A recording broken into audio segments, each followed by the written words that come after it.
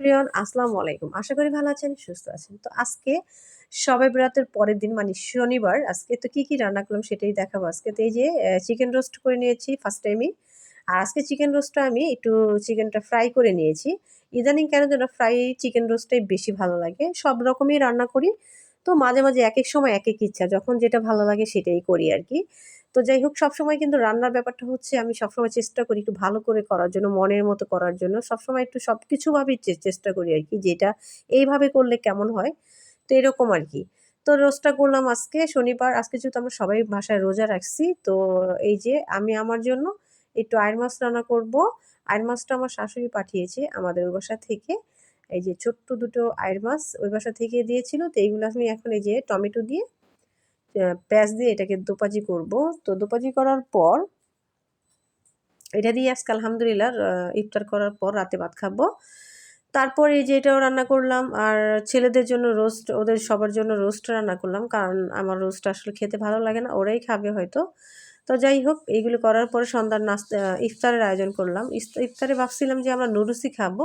তো পরে ভাবনাটা একটু চেঞ্জ হয়েছে যে নুডলসও খাবো, মুড়ি ভর্তাও খাবো। তো ফার্স্ট টাইম ভাবলাম নুডলসটা করে নেই। তো এখানে কিন্তু আমি মাখিয়ে বসিয়েছিলাম। এখানে তেল দিয়ে দিচ্ছি সামান্য পরিমাণ, টমেটো, কাঁচামরিচ কুচি, পেঁয়াজ কুচি, একটু সয়া সস, তারপর হচ্ছে এই যে প্যাকেটের যে মসলাগুলো সেগুলো দিয়ে একটু মাখিয়ে নিলাম দেখলেন হাত এই যে ইসের মধ্যে চামচ দিয়ে। তো এখন একটু পরিমাণ মতো পানি দিয়ে দিব যাতে আমরা আসলে মানে লিকুইডটা খাবো না, একটু শুকনাটা খাবো।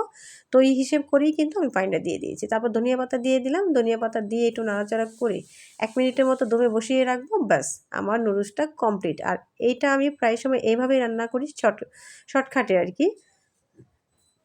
অনেক সময় দেখা গেছে যে ভালো লাগছে না, শরীর ভাল লাগছে না, মন ভাল লাগছে না।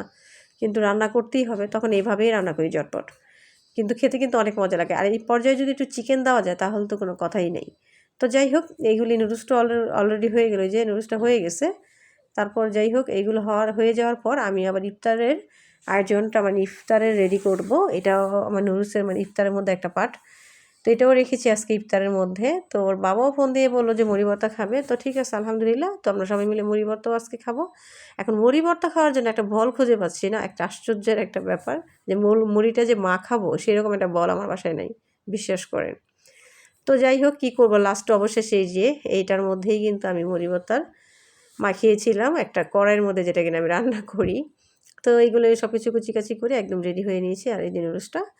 তো এই তো ছিল আজকের মতো ভিডিওটা। কেমন হয়েছে অবশ্যই বলবেন। আসলে শর্টকাটে সিম্পলভাবেই চেষ্টা করি কারণ আজকাল খুব বিজি থাকি রান্নার কাজগুলি সেরকমভাবে মানে দিতে পারছি না এই আর কি। তারপর একটা মিষ্টি ছিল, মিষ্টিটাও নিয়ে নিয়েছি গতকালকে।